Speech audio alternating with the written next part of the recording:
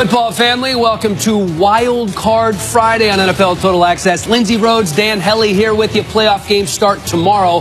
The drama started late last night in the Boston area, and it actually had very little to do with football. That's right. It is the bombshell report that's got everyone talking today about the Patriots dynasty and the complex interpersonal dynamics that could threaten to rip it apart. According to ESPN's Seth Wickersham, who reportedly talked to more than a dozen Patriots employees, there's been a lot of tension this season between Brady, Belichick, and Robert Kraft. Much of it centering around Brady's trainer and business partner, Alex Guerrero, and some of it centering around the team's plans to succeed Brady. As for the Patriots' response, a joint statement from the three mentioned parties. For the past 18 years, the three of us have enjoyed a very good and productive working relationship. In recent days, there have been multiple media reports that have speculated theories that are unsubstantiated, highly exaggerated, or flat out inaccurate. The three of us share a common goal. We look forward to the enormous challenge of competing in the postseason and the opportunity to work together in the future, just as we have for the past 18 years. It is unfortunate that there is even a need for us to respond to these fallacies. As our actions have shown, we stand united. For more now on this, we bring in Ian Rappaport, who spent a lot of time around this team over the years. The article paints a picture of a relationship that is very much on the rocks. Ian, what's your take?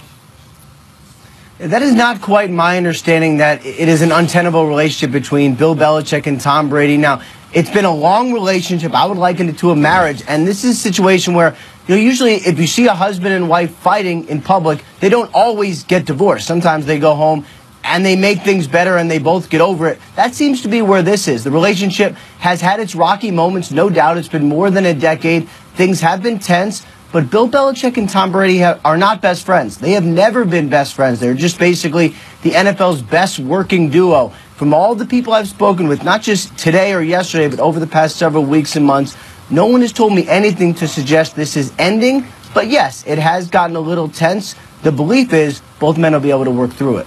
One of the specific things addressed in this article is the trade of Jimmy Garoppolo. It asserts that Belichick was backed into a corner somewhat by Kraft and forced to trade Brady's heir apparent. What do you know about the way that trade did go down?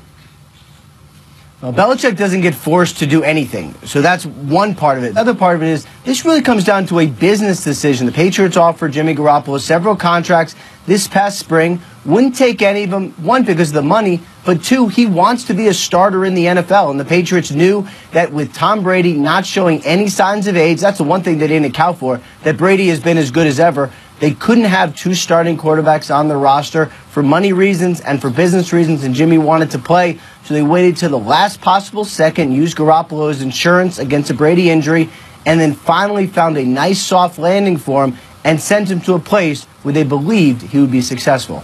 Patriots with a bye this week, waiting to find out who they'll play next week in a game that it looks like they will have some added motivation for one way or another. Thank you, Ian. And wouldn't you know that today of all days, we have three-time Super Bowl champion Willie McGinnis in the house, and he might be the man to blame for this whole thing. It's my fault. Because he's the one who brought Alex Guerrero, who is Tom Brady's business partner, not really a trainer, but more of a soft tissue specialist, to the Patriots way back in the day. You heard the reports, you read the article. They say that some players felt they had to choose between working out with Guerrero to appease Brady and the team. They were forced to make that decision. What were your thoughts on that? It was kind of funny because that pressure was created by us when we was there with the Patriots, and Tom was a part of that as a young player.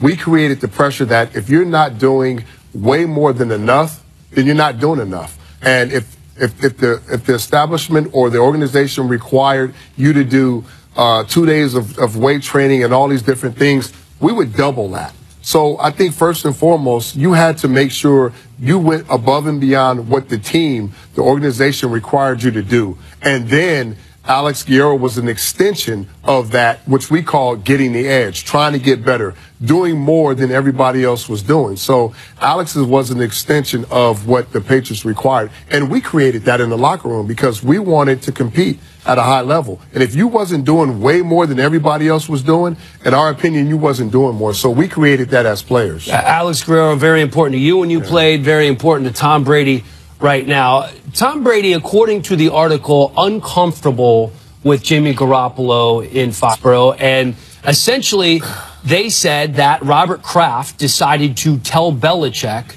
to trade Jimmy Garoppolo, and that's why he traded him. You're starting to smile right now. We heard what Ian Rappaport said. He said Bill Belichick isn't forced to do anything. Do you agree? He's not. And you know, Ian was right on point with that. Bill Belichick, if anybody knows how that works, he is the football operations. He does everything. And even in my situation, when I was let go or traded away, Mr. Kraft, I was his first draft pick, and we have a really, really close relationship.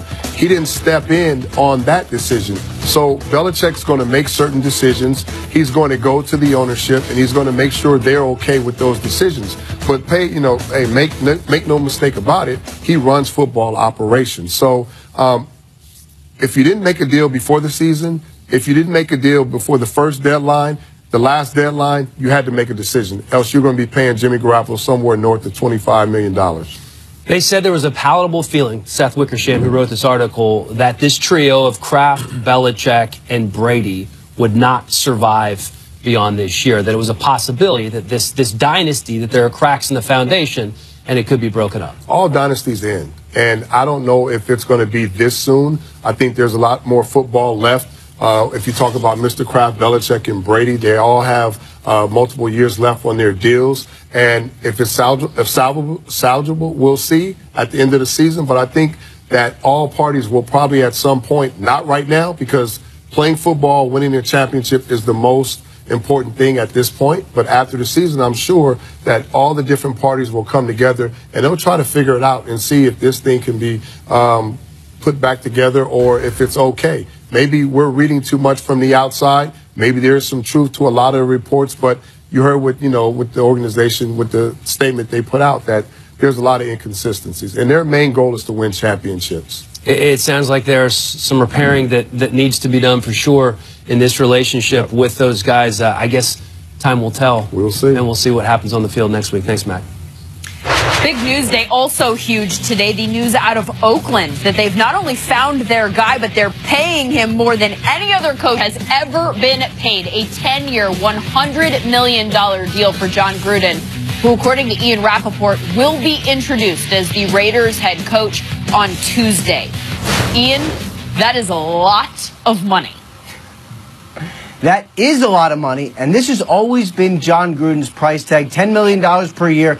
Every time his name has come up in job openings, and it has come up a lot. Tennessee, Texas, the Bucs a couple times, the Raiders a couple times. Everyone has tried. It has always been about $10 million, and finally owner Mark Davis stepped to the plate and decided to bring home the white whale that has eluded him. His entire reign running the Oakland Raiders obviously was not satisfied with Jack Del Rio and the direction it was headed. Stepped in, anteed up for John Gruden. It's going to be 10 years, $100 million. Coordinators are going to have 4-year contracts. There's a lot of longevity that they are